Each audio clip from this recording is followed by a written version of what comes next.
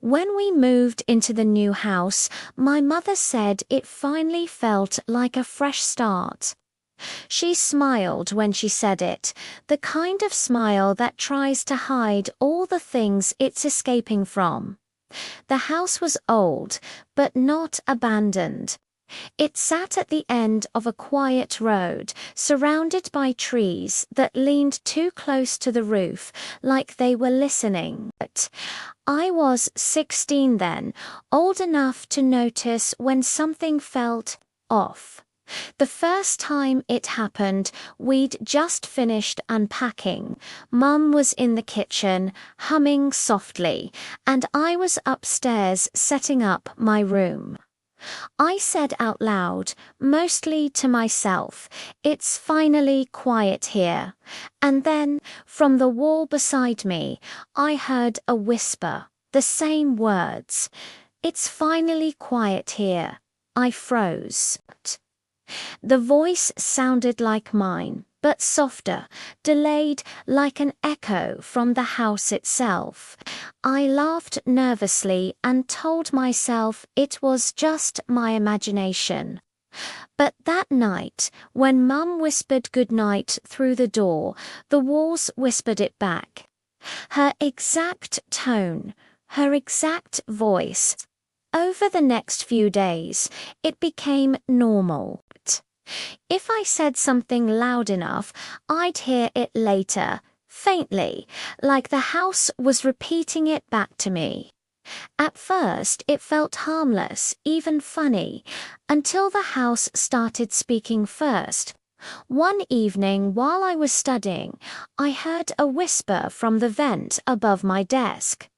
"Are you happy here, Daniel?" I dropped my pencil.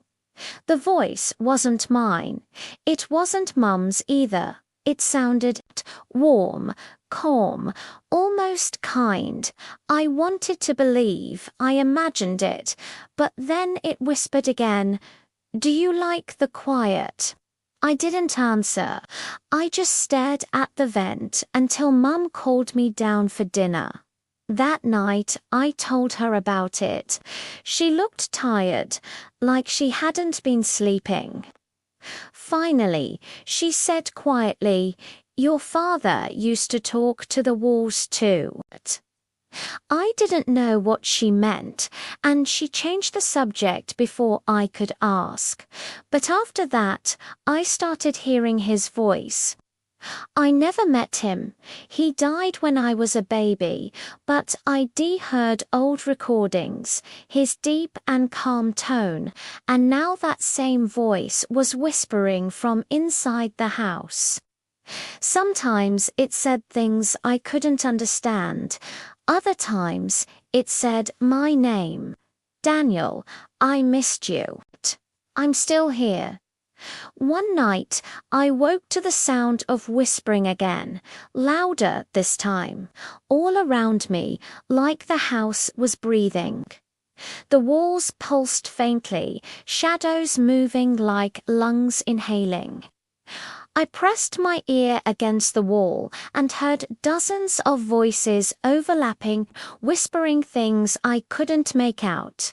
Some crying, some laughing softly, some repeating the same words over and over.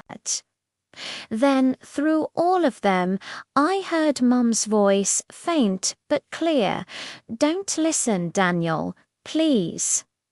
I ran to her room. She was sitting on the floor, staring at the wall, tears in her eyes. "It won't stop," she said. "They remember everything we say, everything we do. They don't forget." The next morning, she was gone. Her bed was empty, the front door wide open. Her car was still in the driveway.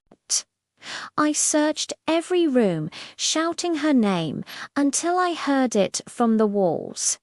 Her voice whispering back, "I'm here."